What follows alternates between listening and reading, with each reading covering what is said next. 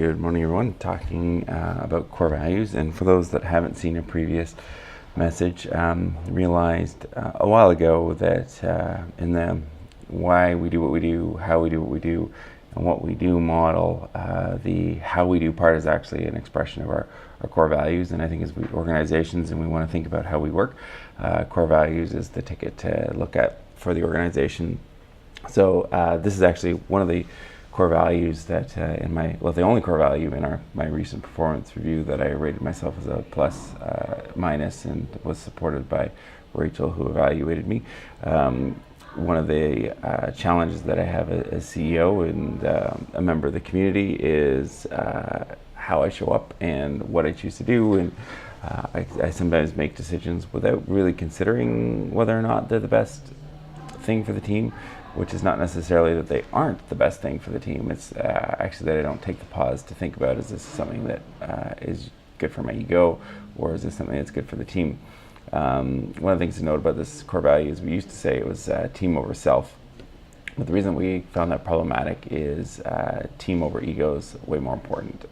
And the difference is you are part of the team. So if we say team over self, that can actually lead to behaviors of self-sacrifice or heroism that simply aren't needed if you rely on the strength of your team. So we didn't want people sacrificing their self or their own personal well-being for the team, because they're actually an important part of the team. What we actually don't want is the ego showing up. This also applies when we're dealing with clients or the outside world. We're part of their team when we do work, and sometimes the clients don't like what we produce, or they don't like our ideas, or they challenge our ideas. And when we talk about that core value, how that shows up is that our ego getting in the way, our organizational ego. Do we think that the client's pushing back on us? So we're going to take our marbles and go home because we don't want to play anymore? Or is it that we actually see a problem that the client's not seeing, and our job then is to make sure that the collective team is the healthiest in seeing what the core issues are, and hold that tension and challenge the client in the right way? If we don't take the lens of we're always trying to build a better team and make a stronger team and make stronger decisions, then we may compromise our ability to do good work for our clients. So it's both an internal, how we work together as a team internally, but also when we work with the outside world with our clients.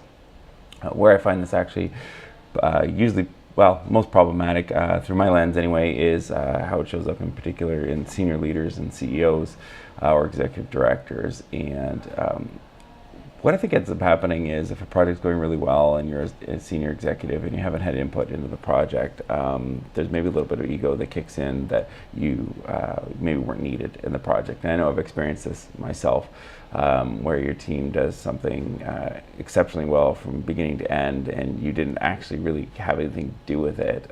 There's a little bit of they don't need me, and that doesn't always feel good. I think if you're an effective leader, building a great team is your most important objective, and having a team that doesn't need you is actually a strength, but at the moment it can trigger that ego, which I think kind of creates a leadership paradox, in that you want to build a team that's more accountable, has more responsibility, and does things without you.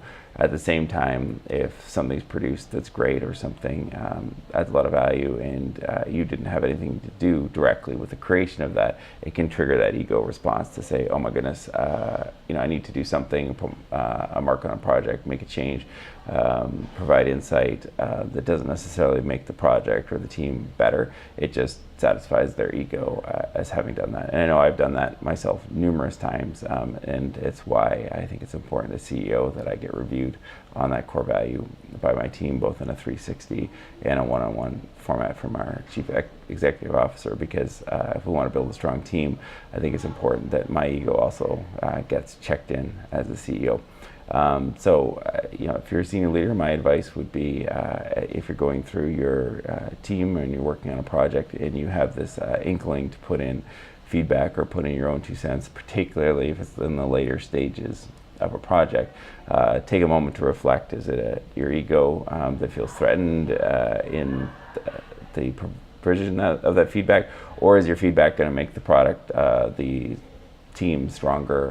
And then if so, great, that's what amazing insights from leaders are for. But if it's actually that you feel that the project isn't going to be yours, but you're leading that team, that's actually a real strength. So something to think about. And with that, I will leave you off. Have a great day.